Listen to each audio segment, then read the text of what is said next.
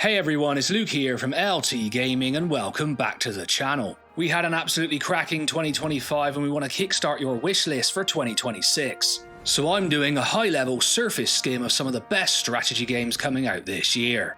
And of course, in true LT Gaming style, we're going to deep dive each of the genres: Wargames, Space Games, 4X, turn-based strategy is all happening here. But for this particular list, I'm focused on the big hitters before we do the deep dives. As always, down below, give us a cheeky like on the like button. It really helps propel our videos into the next layer and allows us to conquer some new lands. Alright, let's jump into the top 20 strategy games to pick up in 2026, including all of the wonderful genres that we cover on LT Gaming.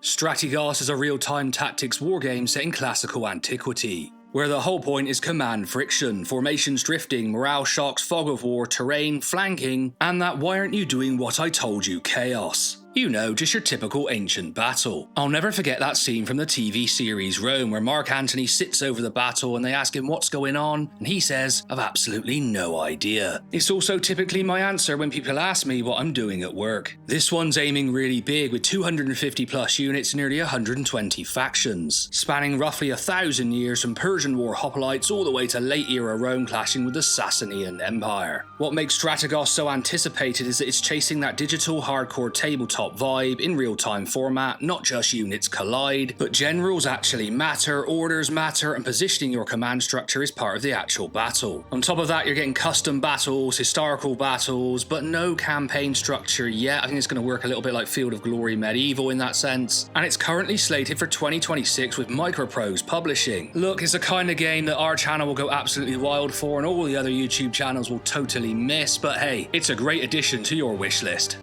Norse Oath of Blood is an LT Gaming packed, no it's not, it's a turn-based tactics game set in Viking Age Norway, where you're not just winning fights, you're building a settlement, managing a small community, forging alliances and leading a warband. There's a story of revenge here and the loop is basically rebuild, recruit and take that next brutal step towards payback. It's exciting because it has that grounded Viking epic feel without turning into pure fantasy nonsense. By the way, my mum recently did a DNA test, no, not to see if I'm hers, but to see our ancestry. And I came out strongly as a Viking, so basically don't mess with me. This one has those slower paced strategy battles where you have to do some thinking, but also the settlement layer which adds an extra layer of interest. It's also launching on February 3rd and there's a demo up on Steam so people can get a real taste of the combat and vibe. I know I really enjoyed it when I tried it. Menace is overhyped studios' jump from Battle Brothers into crunchy sci-fi tactics, a turn-based tactical RPG where you're running a strike force in the lawless Wayback system, answering distress calls, juggling local factions and trying to stop an unknown threat from turning a whole place into a graveyard. On the ground it's infantry squads plus heavier toys like tanks and walkers with lots of training and loadout tinkering sitting behind those missions. What's got people hyped here is that it's basically overhyped as XCOM-ish type operations, and it's lined up for early access on February 5th, so it's pretty damn close. Beyond Astra is a promising looking space 4X where you're building an interstellar empire from the ground up, exploring the galaxy, expanding to new worlds and managing everything from diplomacy to fleet warfare. This one leans into that classic loop of colonization plus research plus economy plus tactical decision making, with a clean modern presentation that feels like it wants to be approachable without being shallow. What makes it one to watch is the promise of a 4X that respects your time. Faster onboarding, slick UI and less of that spreadsheet fatigue while still giving you meaningful strategic choices. I'm a huge fan of games like Interstellar Space Genesis, Star Dynasties and these type of indie 4X space strategy games, and I can't wait to see where they're taking this one. Battlestar Galactica Scattered Hopes is a story-rich tactical roguelite where you're in charge of a gunstar and trying to keep a battered survivor fleet alive after the fall of the 12 colonies, while Adama's calling you to rendezvous with Galactica. The game's going to lean into hard choices and onboard crises, which does match the series quite well. You'll have resources to manage, faction tensions and even rooting out the odd imposter. Then flips into tactical space battles of real time with pools control, which I'm a huge fan of, as the Cylon fleet closes in. Now, a lot of you were concerned this looked like a mobile game, and I did kind of get that when I first did a preview, but I do think, being Battlestar Galactica, I've got to give it a chance. It has that level of anticipation because it sounds like it actually understands the BSG fantasy. That does sound kind of dodgy, but anyway, we'll move on. And it's not a million miles away either, so we should find out very soon. It's planned for Q1 2026. Warhammer 40,000 Dark Heresy is Owlcat Games doing what they do best. A party-based, story-driven CRPG, but this time you're an Inquisition acolyte think I said that wrong, it's Acolyte, right? Yeah. Otherwise people will be like, oh, you're an AI, you're saying things wrong. But anyway, you'll be digging into heresy and conspiracies in the Galactica sector. It's built around investigations and tough choices backed by turn-based tactical combat, where morale and targeting weak points are a big deal. It's highly anticipated because Alcat plus 40k Inquisition is basically a perfect match for grim, choice-heavy storytelling. We've been promised a deep dive into Inquisition politics, bureaucracy and inner conflict, not just bolter chaos. It's stated as coming soon, and I think it's one you really need to keep a close eye on.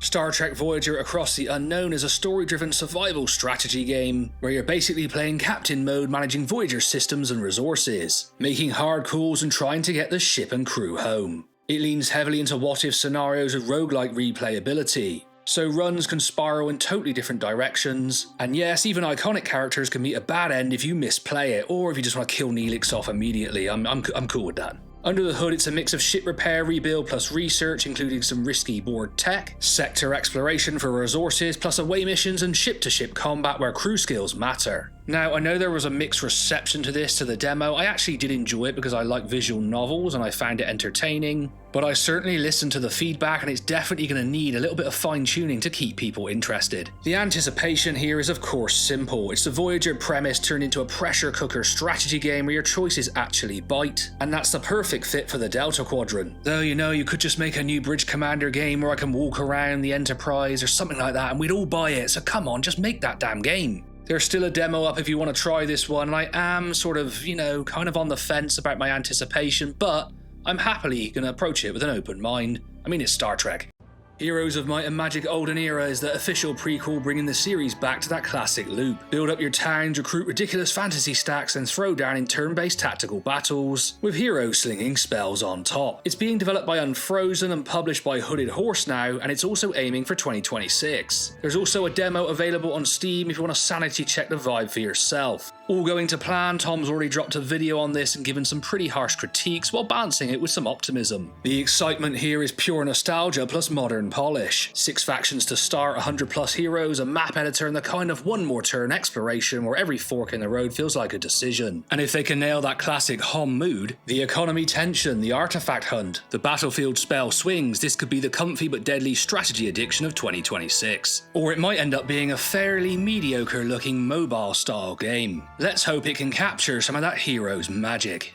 Transport Fever 3 is Urban Games bringing the transport tycoon obsession back again. You're building a full transport empire across land, sea and sky, starting in the old school era of wagons and steam, and then scaling all the way up to high-speed trains, jets, helicopters and super tankers. The vibe here is still plan, build, optimize, but with that promise of being bigger, deeper and more dynamic, as your network reshapes towns and industries over time. The hype is that this series is pure one more route addiction, and TF3 looks like it's leveling up the tools. More control, more complexity, and more ways to build yourself into a beautiful logistical corner. This one's a little different for the channel, but I do know many of you will appreciate it. I played the second one and really enjoyed my time with that one. Just a quick interlude to say most of you who watch the channel are not subscribed. So make sure to go down below and hit that subscribe button because it helps smaller channels like us grow really quickly, and both me and Tom really appreciate it. Sanctuary Shattered Sun is a next-gen, big-scale RTS set on a Dyson sphere wrapped around a star. And it's doing the Supreme Commander energy thing where scale, zoom and economy matter as much as the firefights. The hook is the battlefield itself, map-cracking super weapons and weather control that can literally reshape routes mid-match, like freezing oceans so your ground army can roll straight across. We're excited about this one because it's aiming for that rare combo of massive armies plus low APM and big brain strategy, while bringing in quality of life ideas like strategic zoom and smarter command focus baked into the pitch. They've been talking about a free demo for quite some time, so keep an eye out for that one. Espiocracy is a grand strategy game where you don't play the country, you play the intelligence agency, choosing from 74 playable nations and trying to reshape the Cold War from the shadows. The Steam pitch is all about running influence ops, pushing ideology, staging coups and triggering proxy wars while you quietly build a new world order. The anticipation comes from how fresh that angle is for the genre. It's grand strategy without the usual paint the map comfort blanket because everything is indirect, deniable and messy. With a 2026 release window on the Steam page, it feels like one of those niche strategy projects that could really hit if the systems have teeth. Gilded Destiny is an industrial age grand strategy game where you're running a nation through diplomacy, industrialization and war, but on a proper globe built from over 1 million hexes, not a flat map. You're placing cities, buildings and railways directly onto the world as you scale up production chains, trade, reforms and the military machine. What makes it exciting is basically that Victoria energy but with a true scale globe. Deeper tactical positioning and a lot more hands-on world building. And the big sauce is the promise of full modding plus a world editor from day one, which is exactly the kind of thing that turns a grand strategy game into a long-term obsession. If you're into grand strategy but want something new and different, this is an absolute must for your wishlist.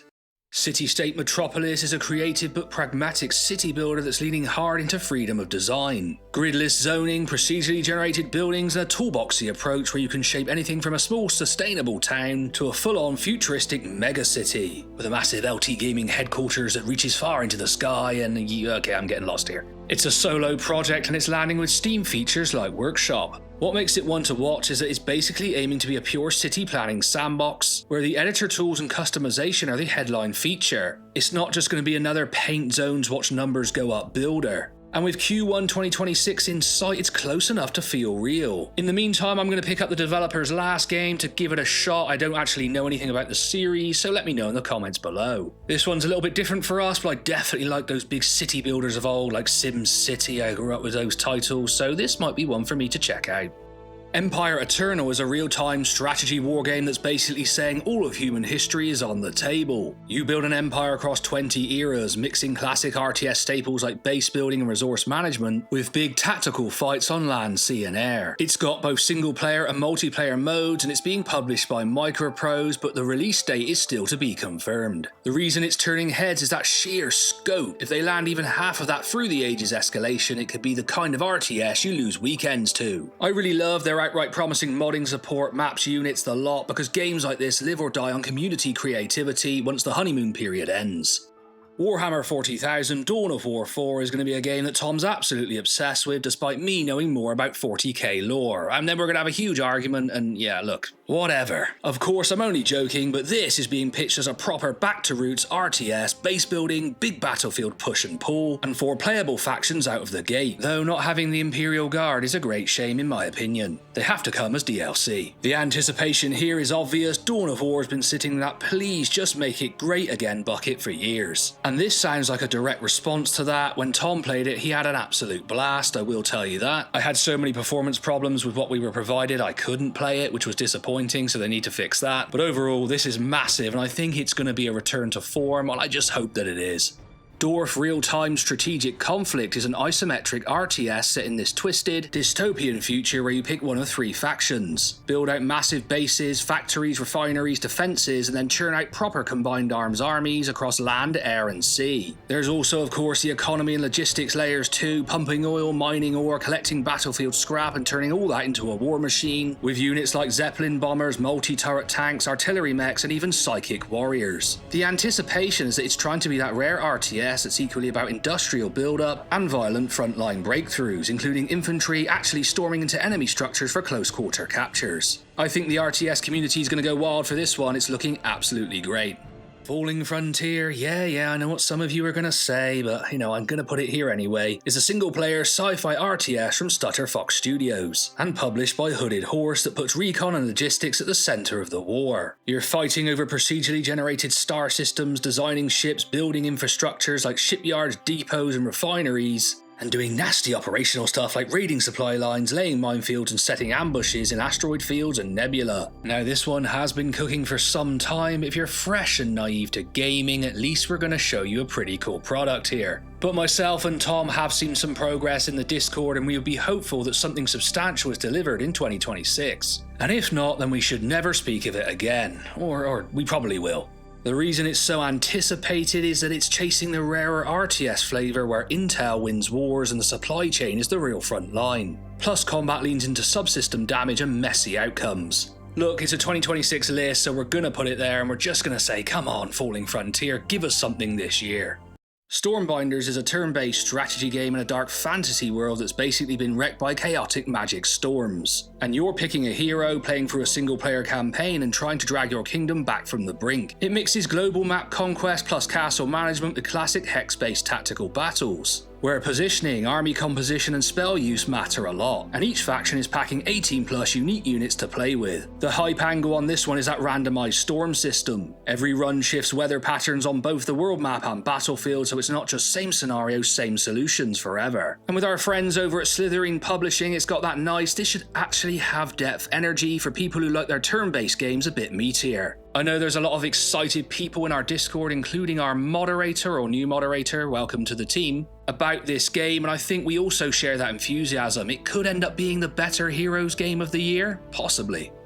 Total War Warhammer 40,000 is Creative Assembly taking the classic Total War formula, turn-based grand strategy plus huge real-time battles, and dragging it into the grimdark 41st millennium, with a galaxy-spanning campaign set in the era Indomitus. Look, it's super early and it's kind of just settling in with the announcement of Total War Medieval 3, which I think is a long way off, but how unbelievably excited are you about this one? I mean, it's gonna really be epic. I don't know what else to say, I can't wait. As I just stated, the anticipation is basically off the charts, because this is a crossover people have desperately wanted for years, and now it's real. They've already confirmed 4 launch factions: the Space Marines, Astra Militarum, yes, Orcs, yes, who I've grown to appreciate much more in recent years, and Eldari. This feels like the kind of strategy game that could eat an entire year of your life if they nail the scale. Come on, Creative Assembly, there's no way you could mess this one up. I'm available for consultation if you need me, just reach out. I mean, you know, I tried.